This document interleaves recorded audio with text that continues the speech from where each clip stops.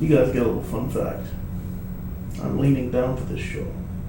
But also, I'm a fan of Saki Kamisato. Yeah, I get it. She's the enemy. She's everything wrong with schooling in Japan. She's a popular girl who wants to keep that popularity and does not care how. The type of thinking that made Sakuta, Futaba, and Mai outcasts. She's brutal, she's rude, and somehow managed to win the heart of Yuma Kunami. Is that why I like her so much? That the son of a single mother, whose only goal is to aid her through life, has somehow fell for a fickle bitch who wants nothing but to be at the top of a 3-year social hierarchy that is high school? Well, kinda. Part 1.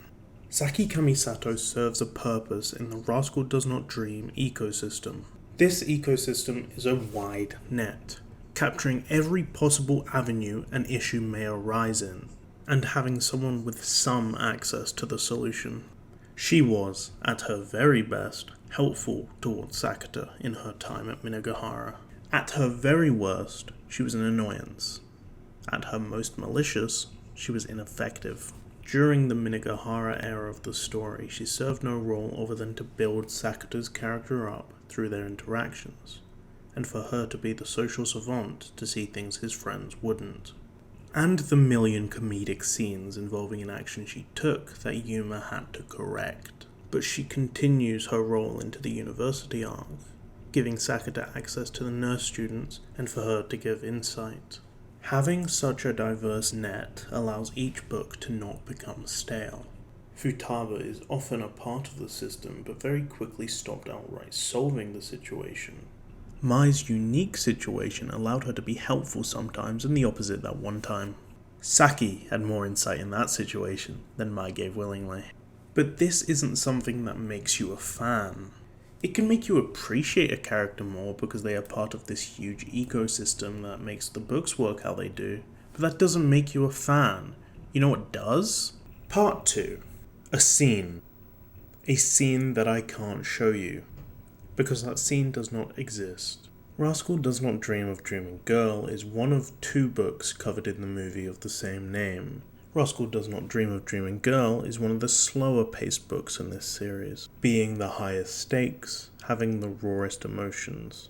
We aren't talking about teenagers' lives here. We aren't talking about an abusive system, a flawed societal norm. We are talking about the weight of a life. Sakuta has felt the real consequences of trading lives, but has never had any control in the process. Sakuta is the least selfish person in the entire series. And when he has to weigh his life on the same scale as someone who is innocent, who has their whole life ahead of them that they would have never had without him, well, he's gonna let them have it.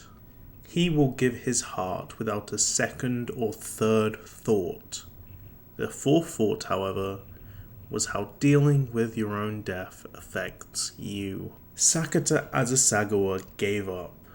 He was running through the motions. It's a slow build in the books.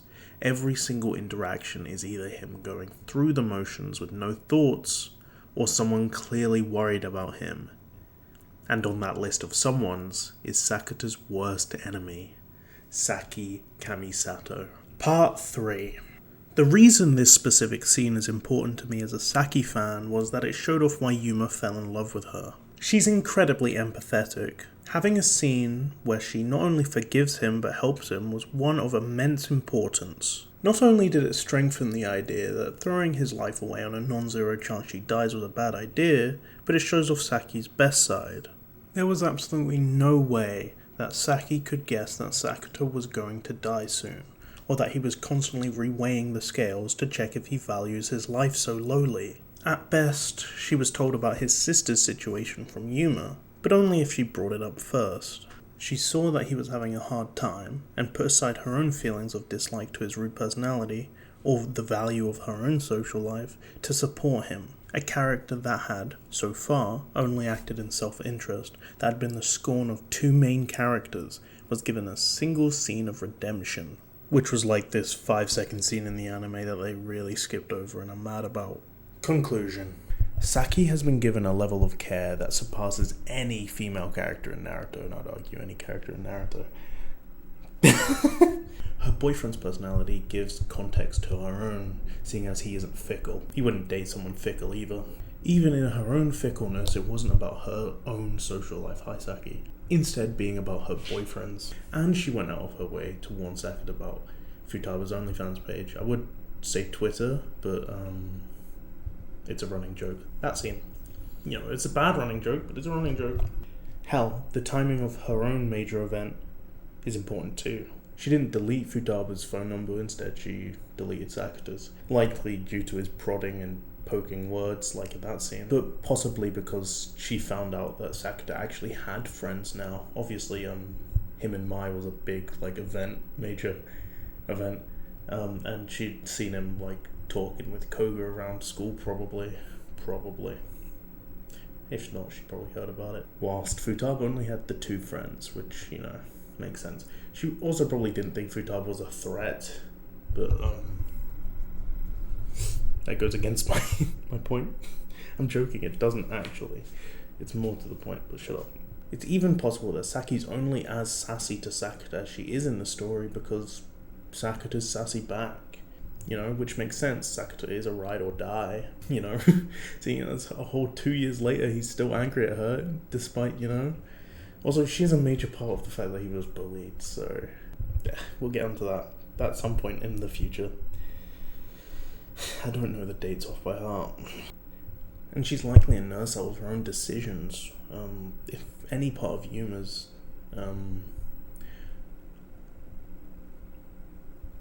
I take that back.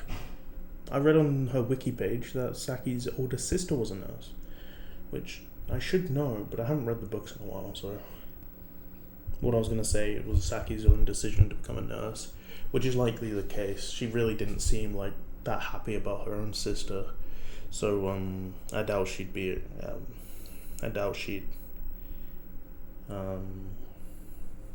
follow in her footsteps, unless her parents forced her, but it seems like it's Saki's decision.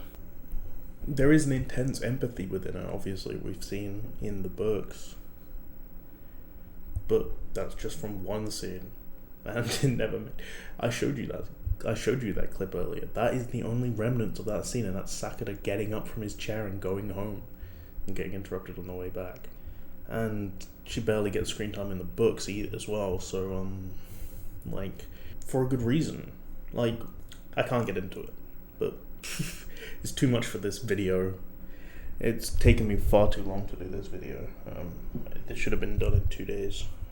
It's been like a week. Putting her own relationship with Sakuta to the side to help him is a very big step, and something not many people would do at any age, let alone a fucking teenager. She is quite emotionally mature for her age. I already put the eye thingy I'm gonna put it again. Click on that eye thingy up there, right above Haruhi. Okay, so fuck, I have a conclusion. The last one was just as disjointed as this, by the way.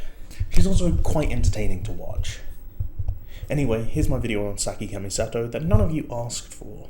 It's also much different from the other videos in this series, except for Yuma's, which I'm just going to have as much trouble editing as this video, and I'm not even going to touch it anytime soon until the Bunny Girl Senpai analysis is done. This was the first written. I hope you're prepared to hear me talk about all my favourite characters, but yeah, as I just said, this was a nightmare.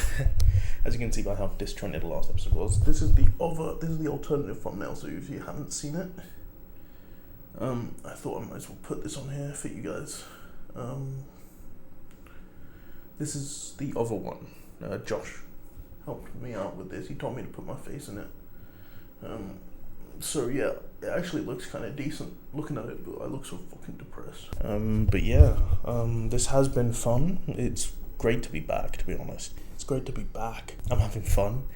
I'm about to jump into 3 of the worst editing projects of my life, and for one of them I might just slap some Trackmania or Binding of Isaac gameplay in the background and then put the one scene I was talking about in and get ahead with it, but whatever. You guys do not care about that.